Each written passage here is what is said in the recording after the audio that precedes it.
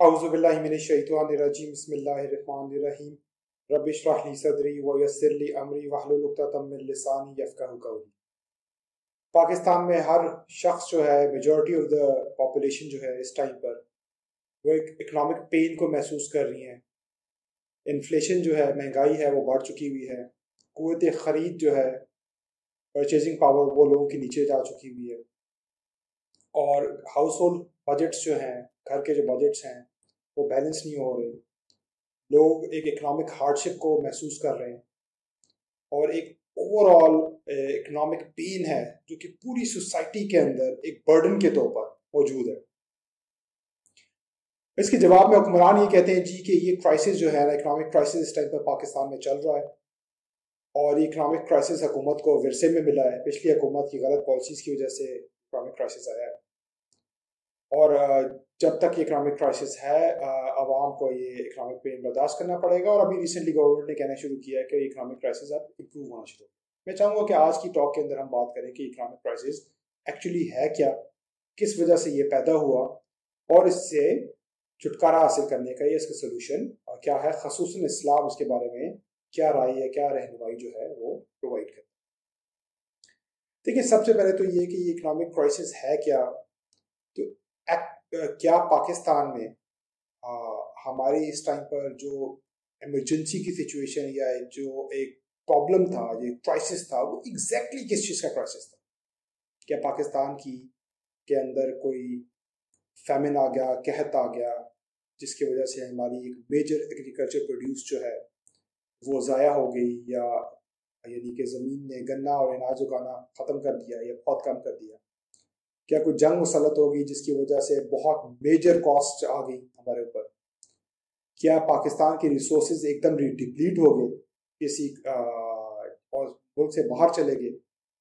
क्या पाकिस्तान की लेबर जो है किसी बीमारी से बड़े पैमाने के ऊपर इफेक्ट हो गई या मैस माइग्रेशन हो गई, या लेबर की प्रोडक्टिविटी चली गई। क्या क्राइसिस था एक्चुअली। ऐसा कुछ भी नहीं हुआ पाकिस्तान।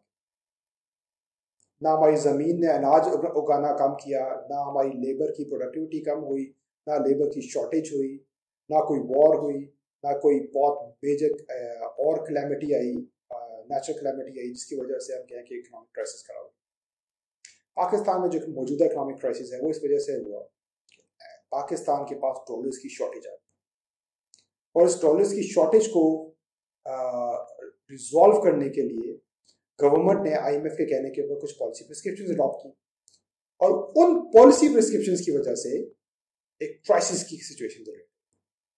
तो ओरिजिनली जो क्राइसिस था वो था डॉलर्स की शॉर्टेज की। उसकी वजह से होना क्या लगा था कि पाकिस्तान जो अपने इंटरनेशनल कर्जे हैं उनके ऊपर डिफॉल्ट कर जाता।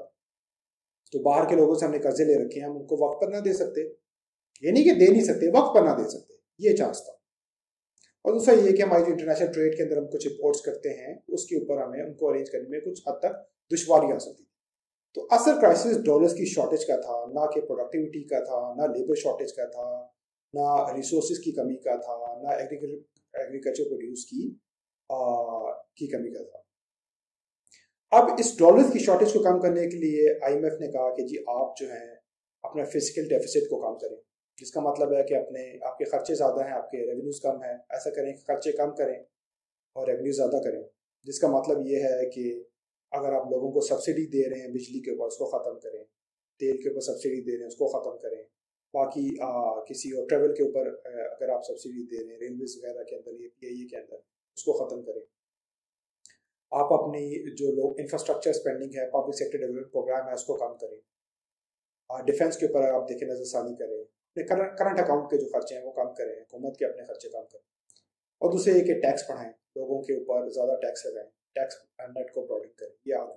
दूसरा आगे फिस्कल डेफिसिट कम करें, यानी खर्चे कम करें और एक्सपेंस रेवेन्यूज जो हैं वो बढ़ाएं। दूसरा सोल्यूशन IMF ने ये कहा, मेजर जो पॉलिसी प्रिस्क्रिप्शन था वो ये था कि पावर सेक्टर के अंदर आप रिफॉर्म्स करें। बिजली जो है आप महंगी बना रहे हैं, सस्ती बेच रहे हैं, और जो डिफरेंस है वो सारे का सारा टैक्स के ऊपर आ रहा है। तो ये सस्टेनेबल नहीं है जी। लोग उतनी बिजली, जितनी बिजली पाकिस्तान महंगी बना रही है, उतनी बिजली जो है पाकिस्तान की डिस्ट्रीब्यूशन कंपनीज जो हैं वो लोगों से ले नहीं रही उस कॉस्ट के ऊपर। तो ये जो आप सस्ती बिजली दे रहे हैं, लोगों को सब्सिडाइज करके बिजली दे रहे हैं, इसको ख़त्म करें और बिजली की असल कीमत करें, वरना बिजली के सेक्टर के अंदर जो इस टाइम पर सर्कुलर डेट आया हुआ है वो बहुत आउट ऑफ कंट्रोल हो चुका हुआ है और वो आपके लिए एक फाइनेंशियल क्राइसिस क्या ऑलरेडी है भी और ये मजीद संगीन भी हो सकता है। तो पावर सेक्टर के अंदर बिजली की कीमतें बढ़ा। तीसरा उन्होंने कहा कि आप एक्सचेंज रेट जो है उसको डेप्रिशिएट कर दें ताकि आपकी इम्पोर्ट्स जो हैं वो महंगी हो जाएं और आपकी एक्सपोर्ट्स जो हैं वो सस्ती हो जाएं और इससे आपको डॉलर्स की सेविंग। ये मेजर 3 पॉलिसी प्रिस्क्रिप्शन है। फिर टैक्स एडमिनिस्ट्रेशन के अंदर रिफॉर्म की बात भी कर रहे हैं, टैक्स नेट को बढ़ाने की बात करें, कुछ इस तरह की बात है। लेकिन मेजर ये जो पॉलिसी प्रिस्क्रिप्शन है उनकी गाइडलाइन उनकी डायरेक्शन। अब मेरा क्वेश्चन ये है इसके ऊपर कि ये जो सोल्यूशंस हैं जो IMF के कहने पर हमारी हुकूमत ने इम्पोज किए जब, तो उसके नतीजे के अंदर ये क्राइसिस आए, तो ये कहना कि ये क्राइसिस असल में इकोनॉमी के अंदर क्राइसिस था, रियल इकोनॉमी के अंदर क्राइसिस था, ये गलत है। असल क्राइसिस डॉलर्स की शॉर्टेज का था और उसके नतीजे के अंदर जो पॉलिसी रिस्पॉन्स दिया गया IMF की एडवाइस के ऊपर वो रियल इकोनॉमी में भी क्राइसिस को ले आया और फिर उस क्राइसिस की हमें एक इफेक्ट महसूस होना शुरू हो गया एक हद तक। अब क्वेश्चन ये है जो कि मैं पहले पूछना चाह रहा था, वो ये है कि एग्जैक्टली पॉलिसी प्रिस्क्रिप्शंस को देखते हैं तो ये पॉलिसी प्रिस्क्रिप्शंस जो हैं ये कर क्या रही है। फिस्कल डेफिसिट पे कह रहे हैं खर्चे कम करें, खर्चा तो हो रहा है रुपये के अंदर। ये कह रहे हैं टैक्स बढ़ाएं, टैक्स तो हो रहा है रुपये के अंदर।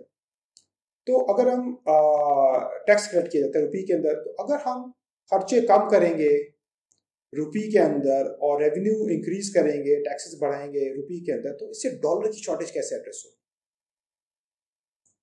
आपको तो डॉलर चाहिए, रुपये तो नहीं चाहिए। दूसरा क्वेश्चन ये है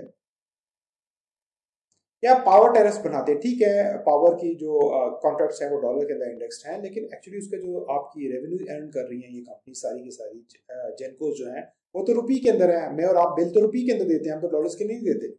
तो पावर टैरिफ रुपये के अंदर इंक्रीज करने से डॉलर्स कैसे आएंगे, डॉलर्स की शॉर्टेज कैसे एड्रेस होगी।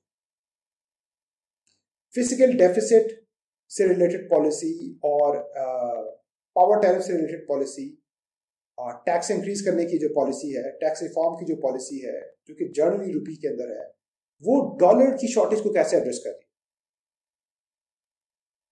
होना तो ये चाहिए था कि अगर डॉलर की शॉर्टेज है तो डायरेक्टली ऐसी पॉलिसीज इंट्रोड्यूस करवाई जाती जो कि डॉलर्स की अर्न करती या डॉलर्स की सेविंग करती। एज एन एग्जांपल, आप एक्सपोर्ट सेक्टर के अंदर ऐसी इंडस्ट्री लगाते हैं जो कि हाई वैल्यू एडेड इंडस्ट्री है, उसको आप इंटरनेशनल मार्केट में बेचते हैं तो वो ज्यादा महंगी बिकती। आप एक लैपटॉप बनाते $300-400 का बिकता है, आप $500 का बिक सकता है।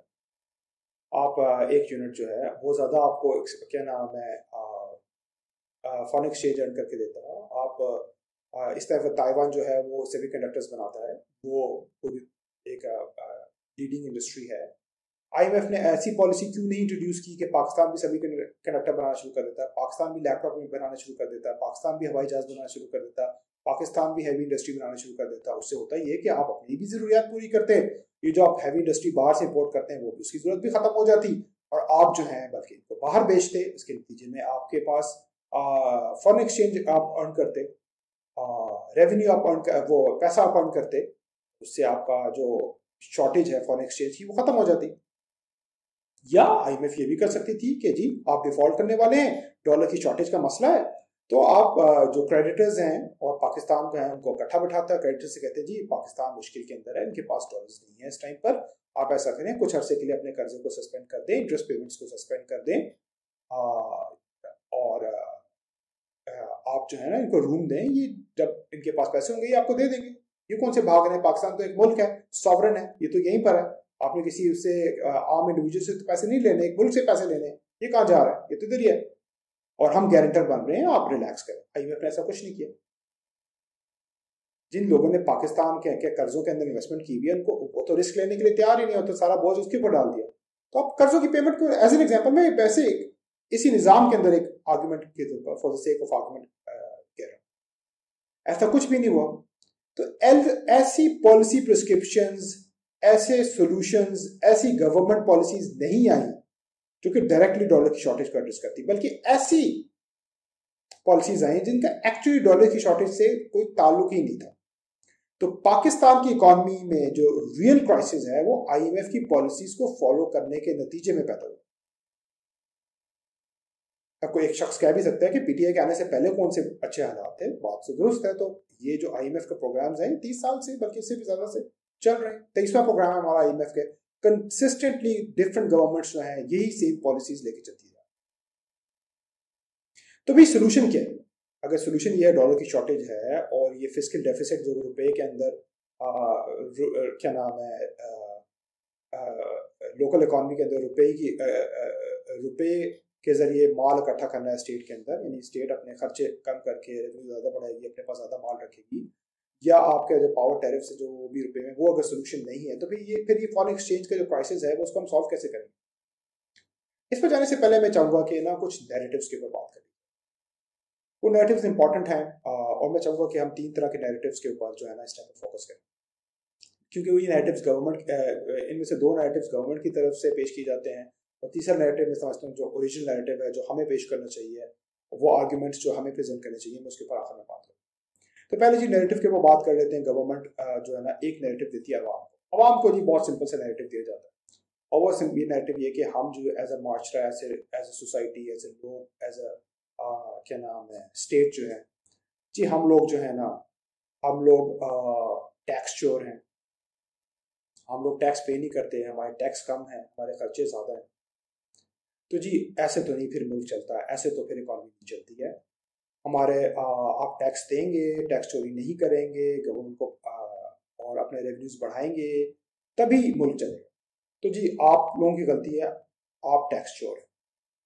बिजली के अंदर जी अगर हम 100% बिजली बनाते हैं, 85% बिजली के बिल रिकवर होते हैं, 80% बिजली के रिकवर होते हैं, 15%, 16%, 17%, 20%, 21% आपकी डिस्कोस की जो है ना वो लॉसेज हैं। ये तो सारे लोग बिल ही नहीं देते, बिजली लाइन लॉसेज हैं बहुत ज़्यादा।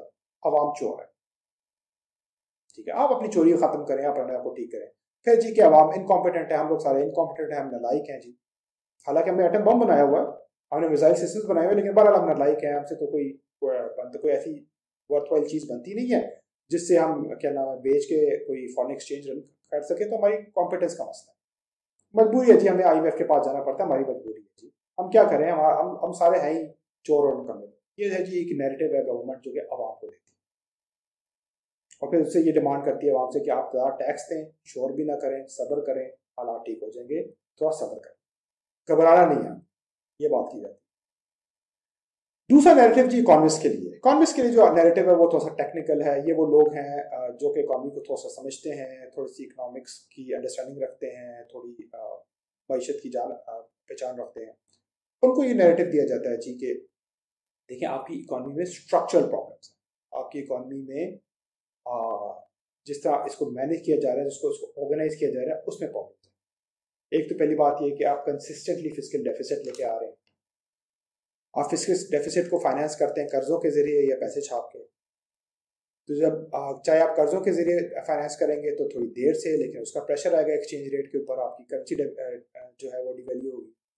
और अगर आप पैसे छाप के करते हैं तो आपकी करेंसी ज़्यादा तेजी से डिवैल्यू होगी, जिसके नतीजे में लॉन्ग टर्म के अंदर, मीडियम टू लॉन्ग टर्म के अंदर बहरहाल आपके एक्सचेंज रेट के ऊपर एक प्रेशर आता है। तो आप अपने फिस्कल डेफिसिट कम करें, अपने खर्चे बराबर करें। दूसरा आर्गुमेंट जो है वो ये दिया जाता है कि आपका गवर्नेंस का इशू है, आपकी पब्लिक सेक्टर एंटरप्राइजेज जो हैं वो लीक कर रही हैं, रेवेन्यू लॉसेस जनरेट कर रही हैं। पाकिस्तान स्टील मिल लॉस के अंदर है, उसका लॉस जो है टैक्स पेयर पे करता है। पीआईए लॉस के अंदर है, उसका जो लॉस है वो टैक्स पेयर करता है। रेलवेज जो है वो लॉस के अंदर है, पैसा ही नहीं है जी, अभी ये हादसा हो गया, पैसा ही नहीं है जी, हम पैसे ही नहीं इन्वेस्ट कर सकते, तो रेलवेज लॉस में है, उसका लॉस टैक्स पेयर के ऊपर आता है। पावर सेक्टर जो है वो लॉस के अंदर जा रहा है, तो उसका लॉस टैक्स पेयर के ऊपर आता है। आप ऐसा करें जी कि ये डिस्कोस को भी प्राइवेटाइज करें, पीआईए को भी प्राइवेटाइज करें, स्टील मिल को भी प्राइवेटाइज करें, रेलवेज को भी प्राइवेटाइज करें, ये सारे का सारा जो है प्राइवेटाइज करें, ये खर्चा अपने ऊपर से हटाएं। आपको कुछ स्ट्रक्चरल रिफॉर्म्स लाने की जरूरत है, आपको गवर्नेंस के अंदर पब्लिक सेक्टर की गवर्नेंस भी आप बेहतर करें या फिर इनको प्राइवेटाइज करें। दूसरा आर्गुमेंट जो है वो ये करते हैं। फिर ये कहते हैं कि जी टैक्स एडमिनिस्ट्रेशन को बेहतर किया जाए। टैक्स एडमिनिस्ट्रेशन जो है ना, आपका लोग टैक्स ही नहीं देते, बहुत थोड़ा आप टैक्स इकट्ठा करते हैं, आपकी इकॉनमी डॉक्यूमेंटेड नहीं है, सारे को डॉक्यूमेंट करें, लोगों को फॉर्मल इकॉनमी के अंदर लेके आएँ, उनका रिकॉर्ड रखें, अपनी टैक्स एडमिनिस्ट्रेशन बेहतर करें, टैक्स नेट को बढ़ाएं। तो इस तरह के रिफॉर्म्स की बात होती है, आर्गूमेंट्स की बात होती है। और इस आर्गूमेंट्स के ऊपर फिर इसका मकसद ये है कि इकोनॉमिस्ट की जो इकोनॉमी की जो थोड़ी बहुत समझ बूझ रखते हैं लोग, उनको इस बात पर कन्विंस किया कि देखिए जी, असल में तो आपको अपना प्रॉब्लम है ना, इकोनॉमिक फंडामेंटल्स पाकिस्तान के गलत है, मैक्रो इकोनॉमिक फंडामेंटल्स गलत है पाकिस्तान जी। हम तो जो आपसे बात कर रहे हैं, इकोनॉमी तो ऐसी चलती है, निज़ाम तो ऐसे ही चलता है, ये तो इकोनॉमिक साइंस है, आपके सामने है जी, आपको नजर आ रही है, ये तो इकोनॉमिक फैक्ट्स हैं। तो जब तक आप रियलिटी को एक्सेप्ट नहीं करेंगे, इकोनॉमिक फैक्ट्स को एक्सेप्ट नहीं करेंगे, इकोनॉमिक साइंस को एक्सेप्ट नहीं करेंगे, इकोनॉमिक फंडामेंटल्स को ठीक नहीं करेंगे, आप इसी तरह फंसे रहेंगे। ये जी दूसरा नैरेटिव है जो कि थोड़ी सी इकोनॉमी की समझ बूझ रखने वाले लोगों को प्रेजेंट किया। और मैं चाहूंगा कि मैं इस नैरेटिव को भी, इन दोनों नैरेटिव्स को चैलेंज करूं। Let's present the correct narrative, correct arguments. ये दोनों नैरेटिव सिर्फ इसलिए प्रेजेंट किए जाते हैं ताकि हम जो हैं गवर्नमेंट की जो आईएमएफ के सामने सब्सर्वियंस है, उसके नीचे लगना है आईएमएफ के, उसको हम एक्सेप्ट कर लें। मैं आपको एग्जांपल देता हूँ। देखिए, ये आर्गुमेंट कि जी आपके खर्चे पूरे नहीं हो रहे तो आप टैक्स लगाएं और टैक्स से अपने खर्चे बराबर करें, खर्चे कम करें और टैक्स लगाएं। क्या मुझे और आपको नहीं पता कि इवन इस निज़ाम के अंदर जो कैपिटलिस्ट सिस्टम है, उसके अंदर टैक्सेशन का जो रोल है वो ज़्यादा बड़ा है। आपने जिस इकॉनमी को, जिस इकॉनमी के सेक्टर को, जिस इंडस्ट्री को सपोर्ट करना होता है, आप उसके ऊपर से टैक्स खत्म कर देते हैं या उसको कम कर देते हैं। जैसे एक्सपोर्ट सेक्टर के साथ है, आपने उसको टैक्स रिलीफ दिया हुआ है ताकि वो फले फूले। जब आप one directional, unidirectional, one dimensional view point adopt कर लेते हैं टैक्सेशन के बारे में, कहते हैं कि यार टैक्सेशन बढ़ाएं क्योंकि खर्चे नहीं पूरे, ये तो वन डायमेंशनल थिंकिंग है। टैक्स बढ़ाने से जो बिजनेस बैठेगा उसका क्या होगा, टैक्स बढ़ाने से जो चीजें महंगी होगी उसका क्या होगा, टैक्स बढ़ाने से जो इंडस्ट्री नहीं चलेगी उसका क्या होगा, उसकी कॉस्ट बढ़ जाएगी। तो टैक्सेशन तो सिर्फ खर्चे पूरे करने के लिए तो नहीं होती ना, उसका एक इम्पैक्ट है पूरी की पूरी इकोनॉमी के ऊपर। तो आप एक यूनिडायरेक्शनल, वन डायमेंशनल सोच रख के इस तरह के आर्गुमेंट्स रख रहे हैं। दूसरा जी, ये कहते हैं कि जो अभी स्टेट बैंक की इंडिपेंडेंस के बारे में इन्होंने आईएमएफ की पॉलिसी जो है, आईएमएफ ने रिकमेंडेशन दी, उसको देख लें तो वहां पर नजर आता है जी कि आपकी इन्फ्लेशन बहुत ज़्यादा है, महंगाई बहुत ज़्यादा है। तो ऐसा करें, महंगाई तो इस वजह से हो रही है कि आपकी पैसे की सर्कुलेशन बहुत ज़्यादा है और डिमांड आपकी कॉन्ट्रैक्शन, डिमांड जो है ना वो बहुत ज़्यादा है इकॉनमी के अंदर। तो सबसे पहले तो जी इसको कर्व करें, इंटरेस्ट रेट बढ़ा दें।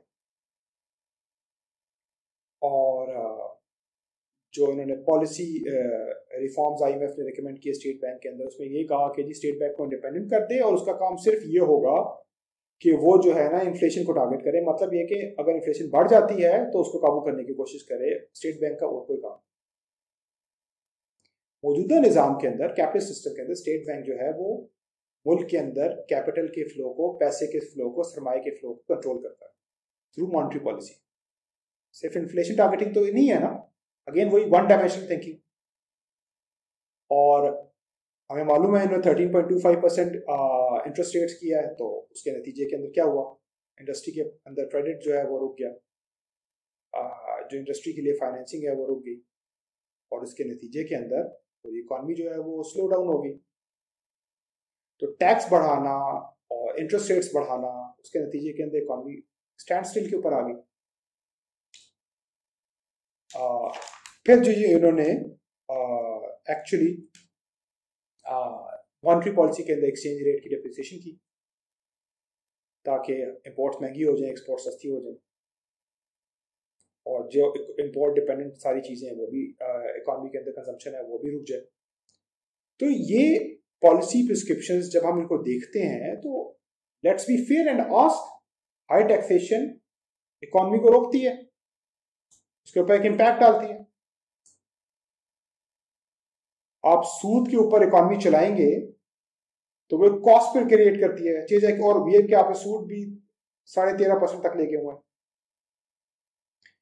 तो ना let's come to the fact कि एक्चुअल नैरेटिव होना क्या चाहिए, और वो ये है कि आईएमएफ जो है वो बेसिकली उसका एक्चुअल गोल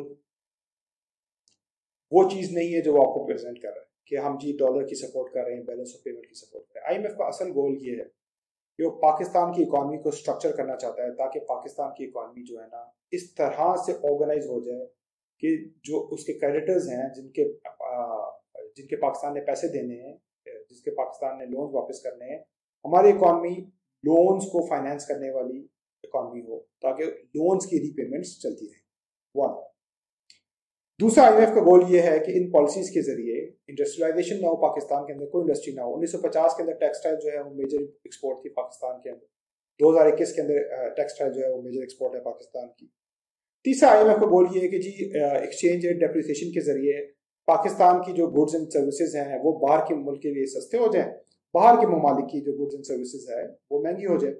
तो जी हम जो एक्सपोर्ट्स हैं वो टेक्सटाइल की बढ़ा रहे हैं जो बहुत सस्ती है, और इंपोर्ट हम टेक्सटाइल की मशीनरी कर रहे हैं। देख रहे हैं आप, मगरिब की महंगी मशीनरी हम इंपोर्ट करें उसी टेक्सटाइल मिल के अंदर लगाने के लिए, जिससे हम टेक्सटाइल की सस्ती प्रोडक्ट्स बनाएंगे और फिर वो हम बाहर एक्सपोर्ट कर दें।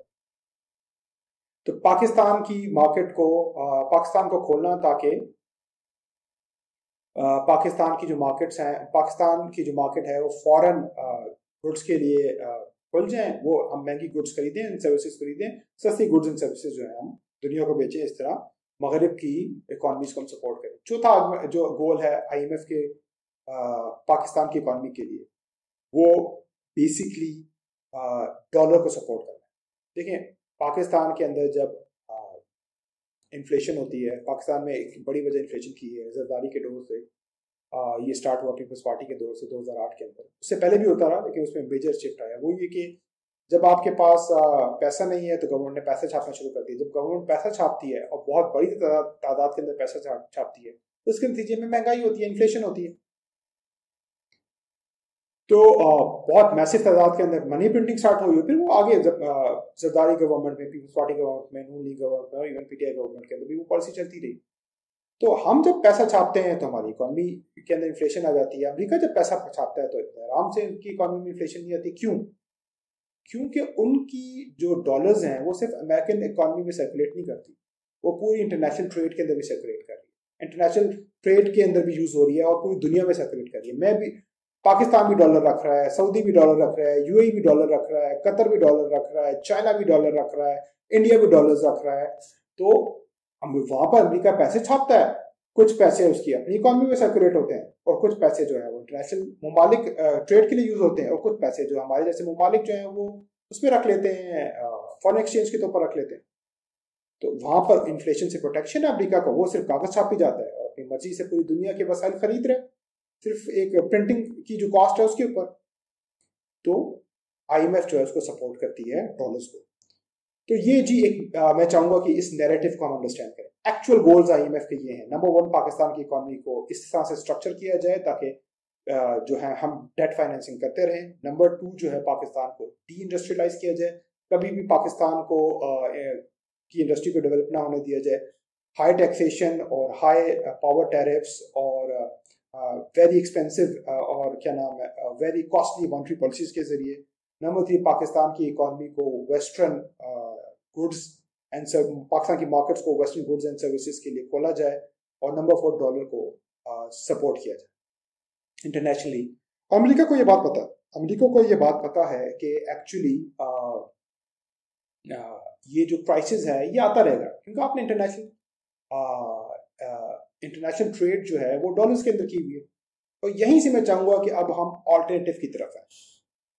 यानी अमेरिका को पता है कि डॉलर्स की जो ट्रेड है, डॉलर्स के अंदर इंटरनेशनल ट्रेड करने से अमेरिका को सपोर्ट मिलती है और अमेरिका का इसमें फायदा है और हमारा इसमें नुकसान है। और यहीं से फिर मैं उस सोल्यूशन की तरफ आऊंगा जो मैं बात करना चाह रहा था, ऑल्टरनेटिव सोल्यूशन, इस्लाम का सोल्यूशन। देखिए हमारी इकॉनमी का क्राइसिस डॉलर की शॉर्टेज से स्टार्ट हुआ, जैसे मैंने पहले बात की, जो करंट क्राइसिस है और जो हिस्टोरिकली रिपीट होता हुआ आ रहा है। उसकी बेसिक वजह है कि हमने 2 करेंसीज रखी हुई। हमारी एक करेंसी है लोकल इकॉनमी के लिए जो रुपी है, और इंटरनेशनल ट्रेड हम डॉलर्स में करते हैं। क्यों करते हैं जी आप इंटरनेशनल ट्रेड डॉलर्स में? कोई पाबंदी तो नहीं है, ये तो चॉइस है आपकी, ये तो पॉलिसी फ्रेमवर्क है, एक खास निज़ाम है जो आपने खुद अपनी मर्जी से अपने लिए चूज कर लिया है कि इकॉनमी को इस निज़ाम के मुताबिक आप ऑर्गेनाइज करेंगे।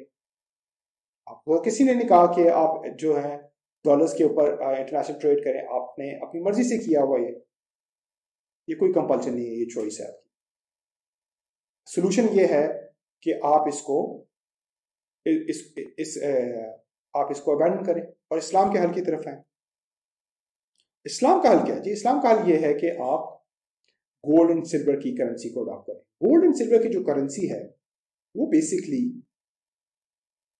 एक्सचेंज रेट स्टेबिलिटी लाती है। इसका मतलब क्या है? पाकिस्तान की इकॉनमी है, let's take some facts and figures. Pakistan की इकॉनमी 300 बिलियन डॉलर की, थोड़ा सा मैं पॉजिटिव ले रहा हूँ, अभी तो इससे कम थी, लेकिन चलें 300 बिलियन की ले लेते हैं इकॉनमी, प्रॉब्ली हो जाएगी इस साल।